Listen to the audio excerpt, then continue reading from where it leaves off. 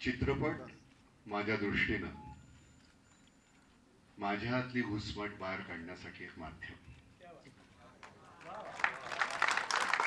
मी जर का नाटक आणि सिनेमामध्ये नसतो तर मी वेडा झालो असतो. त्याचं कारण आजूबाजूला जे चाललेलं आहे ते पसवण्याची ताकद तुम्ही कशी काय मिळवता मला माहिती नाही. माझ्याकडे ही माध्यमं आहेत ज्या माध्यमाद्वारे मी सगळं काही बाहेर काढतो. नाही तर खरंच मी एक मोठा गुन्हेगार झालो असतो, गुंड झालो असतो, वेडा झालो असतो, काय झालो असतो. आम्ही फार नशीबवान मंडळी आहोत की आमच्याकडे हे इतकं प्रभावी माध्यम आहे आणि ज्याद्वारे आम्ही खूप काही सांगू शकतो. खूप वेळ भेटत नाही आम्ही, त्यामुळे अजून मित्र आहोत. पण मी तुला खरं सांगतो, 5 मिनिटाची इथे फिल्म करत असताना जर मी औरंगाबादचा असेल तर मी फिल्म अशी करेन की माझे हे दोन, एक माझी नगरपालिका आणि माझं सरकार यांचा समन्वय साधून माझं औरंगाबाद 7 वर्षापूर्वी जसं होतं तसंच आहे. अजून कदाचित अजून खाली गेलंय. मला रस्त्यावर येताना वाईट वाटलं. मला असं वाटतं की माझं सरकार आणि माझं इथली नगरपालिका यांनी सामंजस्याची भूमिका घेऊन एकमेकांना कुठेतरी भेटायला हवं. कारण केवळ फक्त अजंता आणि एलोरा याच्यावर आम्ही नाही अवलंबून राहायचं.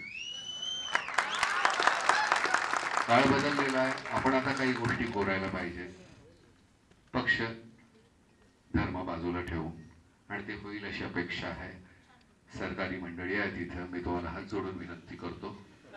तुम्ही दोघंही माझ्या मुलाच्या वयाचे आहात, पण तरी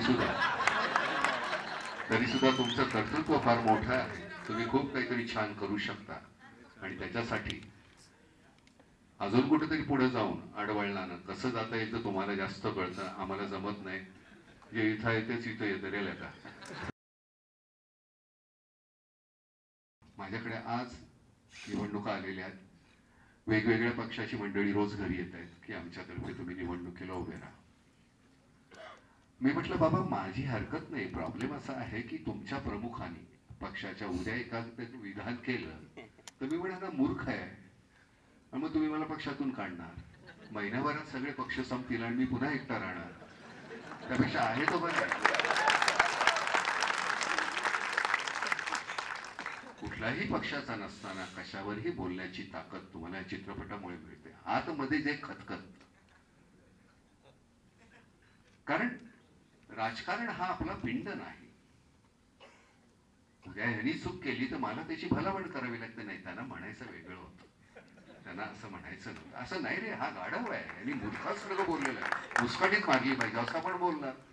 पण लगेच आपलं कान धरून आपल्याला बाहेर काढतील असं कसं जमणार. बरं कान धरू देणार नाही आपण, मग आपण काहीतरी पुन्हा मानू प्रॉब्लेम ना.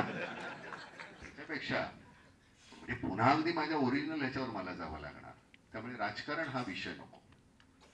सगळ्याच पक्षातली मंडळी मित्र आहेत, काही अतिशय विचित्र आहेत, पण तरी सुद्धा प्रत्येकामध्ये काहीतरी चांगलं आहे, ते तेवढंच घ्यावं. आणि जोपर्यंत तुम्ही यांचे मिंदे होत नाही त्यांच्याकडनं कुठली गोष्ट मागायची नाही. ज्या दिवशी तुम्ही त्यांच्याकडनं कुठली गोष्ट घेता मागता त्यावेळी तुमच्यावर टॅग लागतो, तुमची किंमत ठरते. माझी अजूनपर्यंत ठरलेली नाही.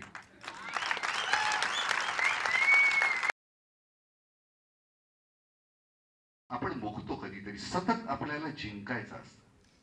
काय जिंकायचं? आमची भारतीय टीम बघा, लागोपाठ 2 सिरीज आली, काय मजा येते.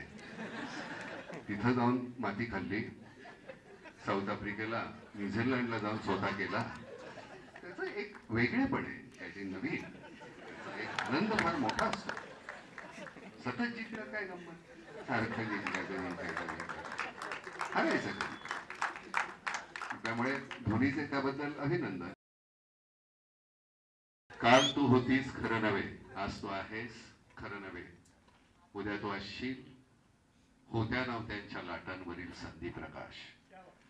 नैवेद्य मागणारा काळ अकरावी काळ, उपाशी तरी सुद्धा कळ्या गिळणारी एक समर्थ पाशवी असोशी. सनईच्या सुरातील स्वरांचे सुरवंट प्रभातकालीन, तसेच तुझ्या पाहण्याचे प्रहर बेहद उद्दाम पण विस्मय नव्हे. दुःखांचा डोंगर रचणाऱ्या पापण्या उचलून पाहतेस त्यावेळी सूर्योदयावरील मेघखंडाला इस्तान आकार मिळतात, सापडतात विचित्र आकार लहरी हवेला आणि निर्झरांच्या सोनसाकडे उसकटून पडतात रानोमाळ. काल तू होतीस खरं नव्हे, आज तू आहेस खरं नव्हे, उद्या तू असशील खरं नव्हे. फक्त तो एक शिल्पकार खरा, ज्याने दिले झाडाझुडपांना वाऱ्यांचे विळखे. झी 24 तास, एक पाऊल पुढे.